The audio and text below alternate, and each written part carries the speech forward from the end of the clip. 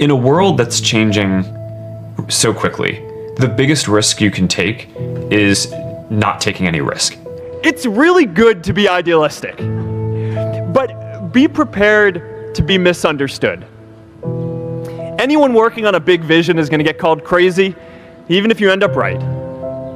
Anyone taking on a complex problem is going to get blamed for not fully understanding it, even though it's impossible to know everything up front.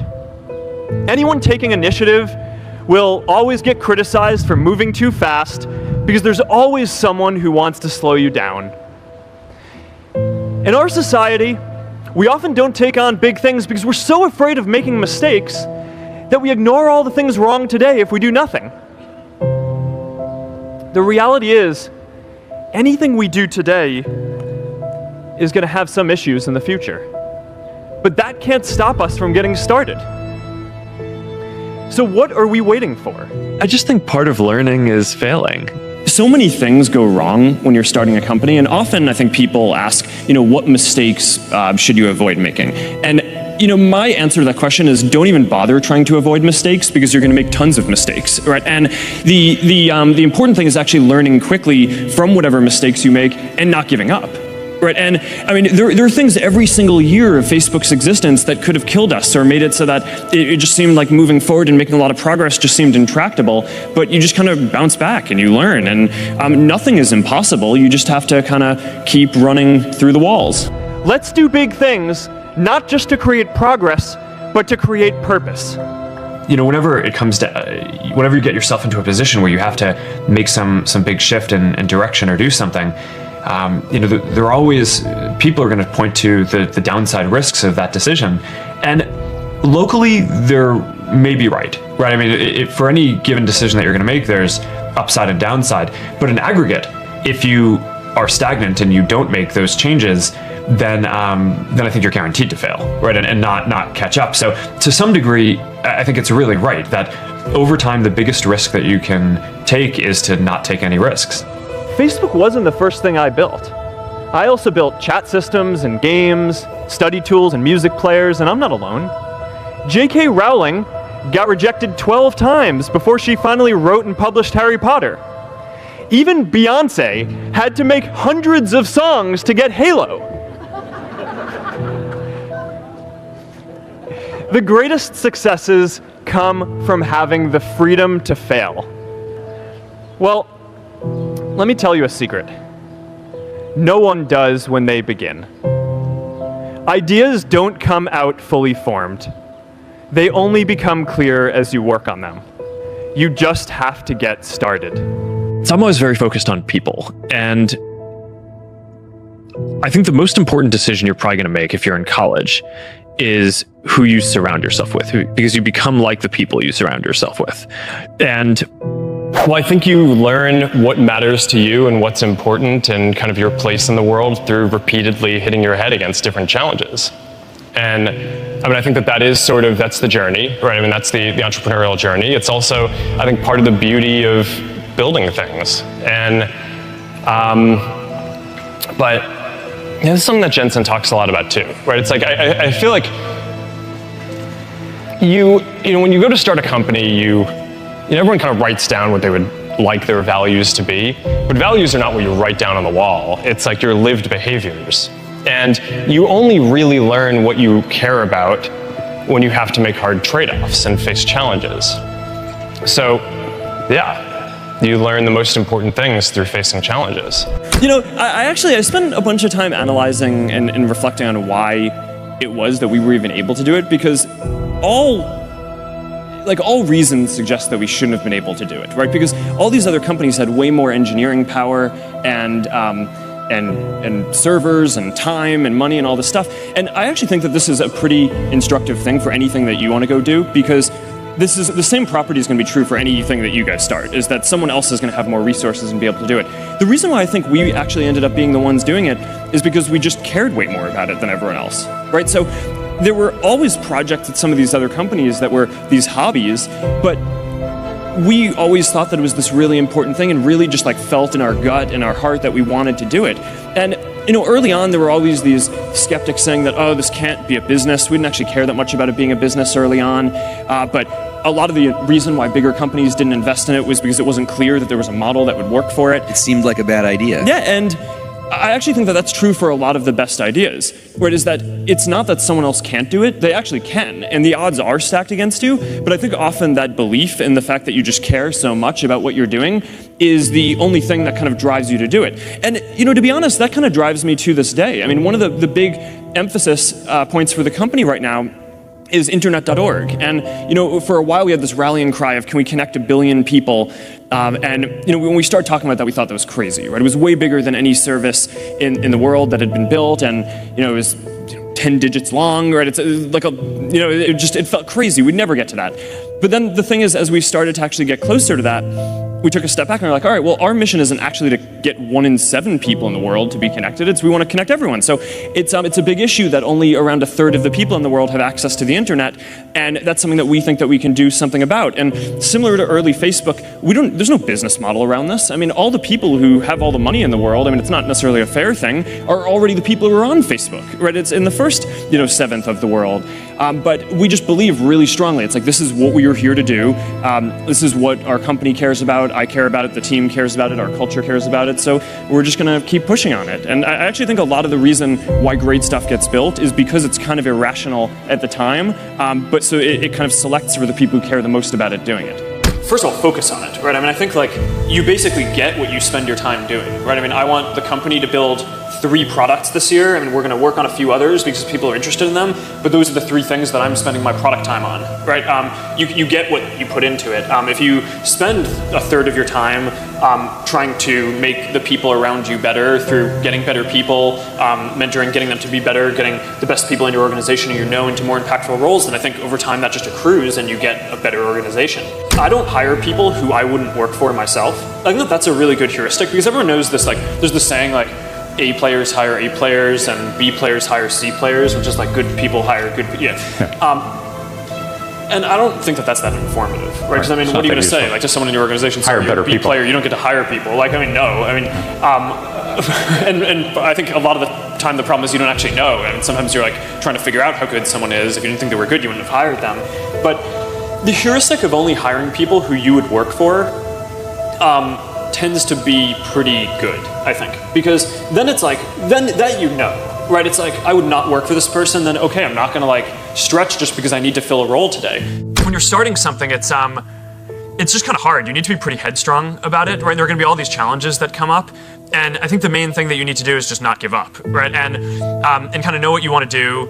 And, the best entrepreneurs who I've met don't really start companies because their goal is to build a company. They do it because they want to make a change in the world and help people. And I think if you kind of stay true to that, and if you just focus on kind of powering through no matter what the challenges are that will inevitably come up in your path, then you'll find that there are lots of tools that are available and a lot of people who will help you build what you're building. One definition that I have for a good team is a group of people that makes better decisions as a whole than would individually make as a sum of the parts. And I think most smart people like learning, right? And I mean, that's like one of the thrills of starting a company, right? Is the learning curve can be so steep. And if you can set up a team dynamic where you're constantly learning from the people around you, then I mean, what's better, right? It's like, these are the people I wake up every morning and I want to go learn from and work from. Is that one of your heuristics for hiring people too, to like hire people that you learn from? Yeah.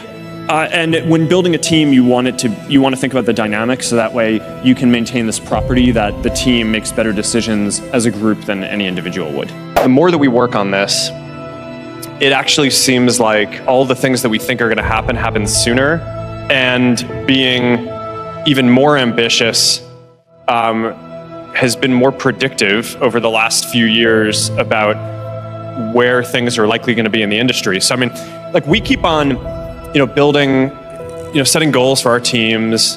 Meta AI is like, we're right about 1 billion people monthly active using it across our apps.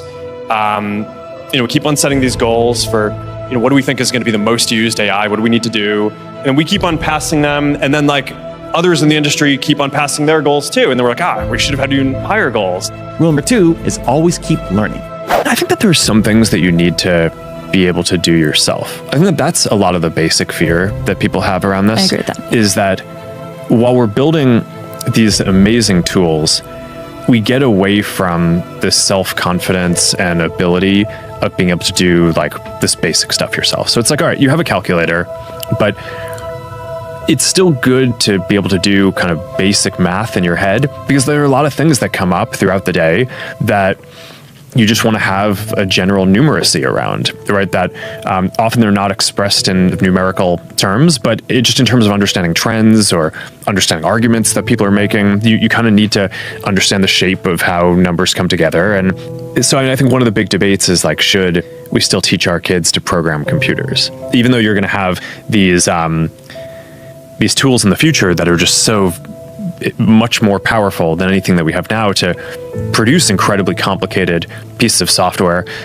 I think the answer to that is probably yes, because I think teaching someone how to code is teaching them a way to think rigorously. And that even if they're not doing most of the code production, I think it's important that you kind of have the ability to think in that way. And I think it's going to just make you generally a better thinker and better person. So yeah, maybe that's like this generation's version of calculators. It's like, so you'll want to use the calculator, but you'll also want to be able to generally do without it. Other ones like language, I don't know. I mean, different people can come out. I mean, I think this is one of the interesting questions about parenting these days. Is like, is just kind of like what's important to teach your kids in an era where so much is going to change over the time that they're even in school.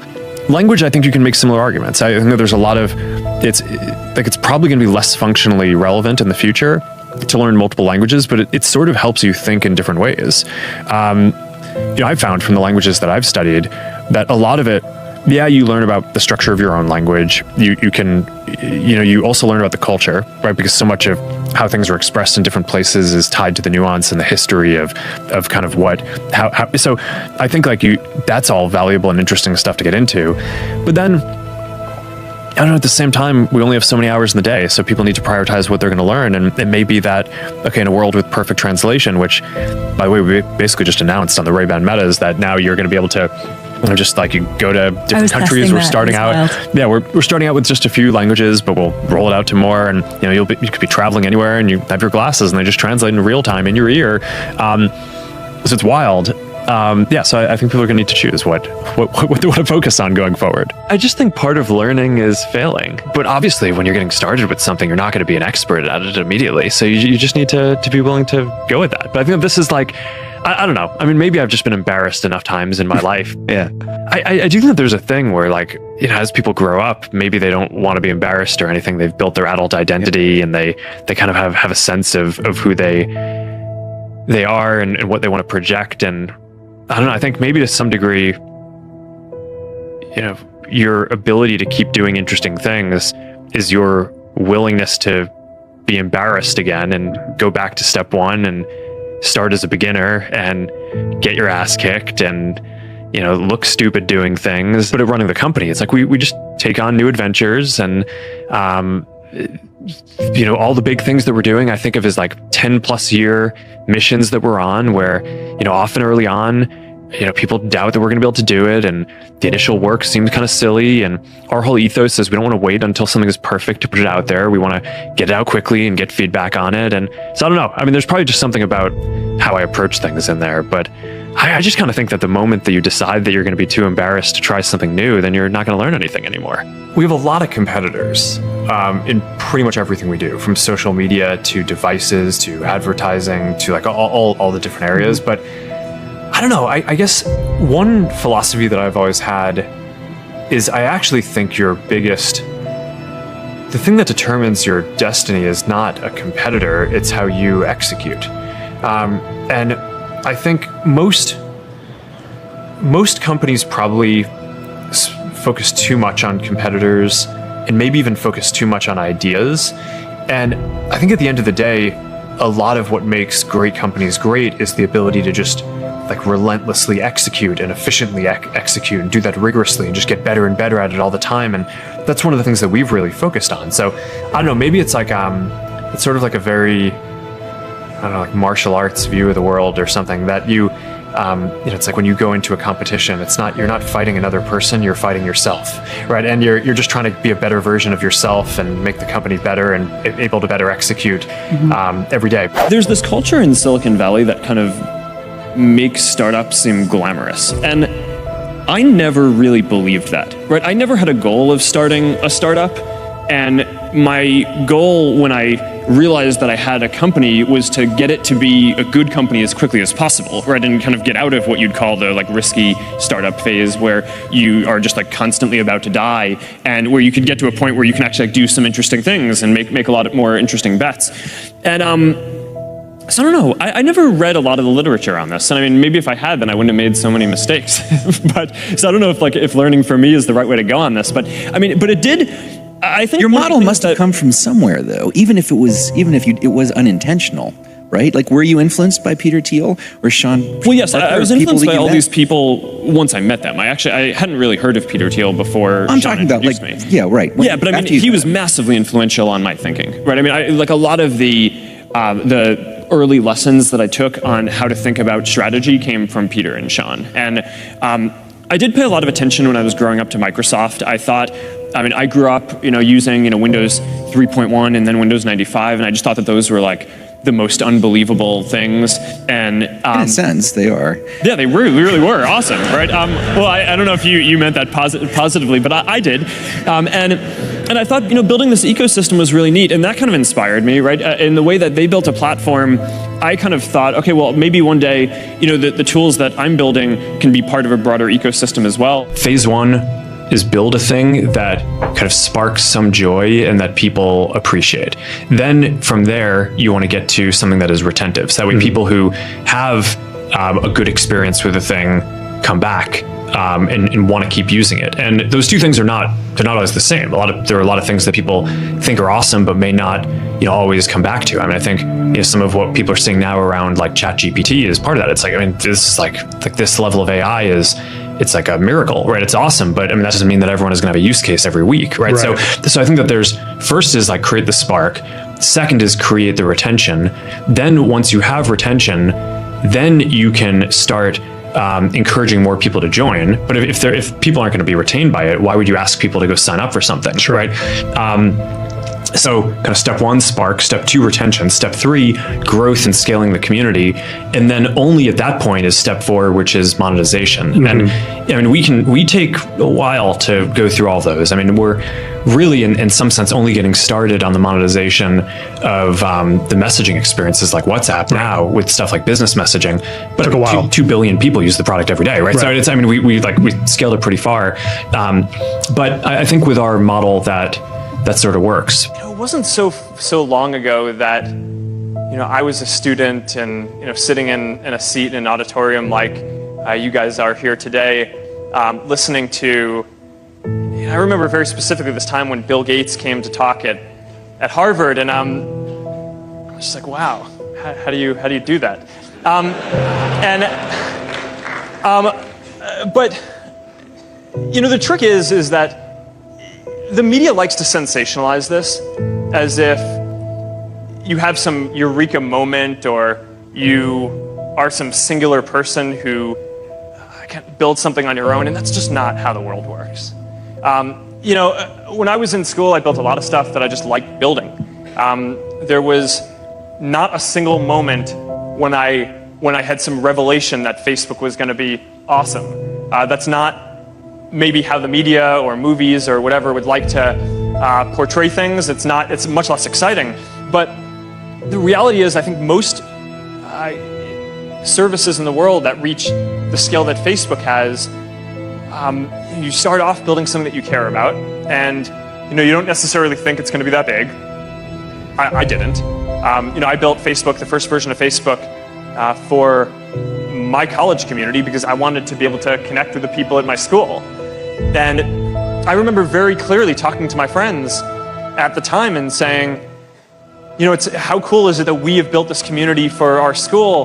One day it's going to be awesome when somebody else builds this for the world, because something like this needs to exist for the world. But it didn't even occur to me that my friends and I might be able to play a role in doing that, right? Because we were college students, right? I mean, we didn't have any engineers to work with, or servers or resources or anything like that. And there are these huge companies that deliver products for hundreds of millions of people, right? I always assumed that it was going to be like Microsoft or Google or someone would build this for the world. And what basically just happened is at each step along the way, we just kind of kept doing the next thing and growing from there.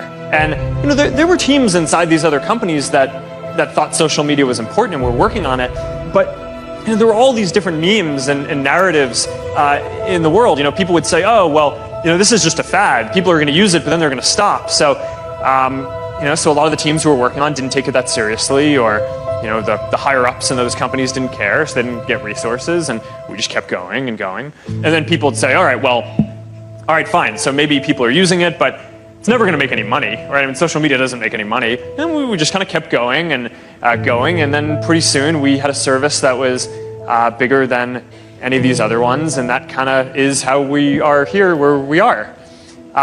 There's no magic. A lot of times I think people just get afraid because often your dream it seems like it's so far off, but if you just kind of focus on building stuff that you think is good and you keep on going at each step along the way and don't let people deter you from that, and you just really care about what you're doing and kind of don't give up at each step along the way, then I think that's how you build something good.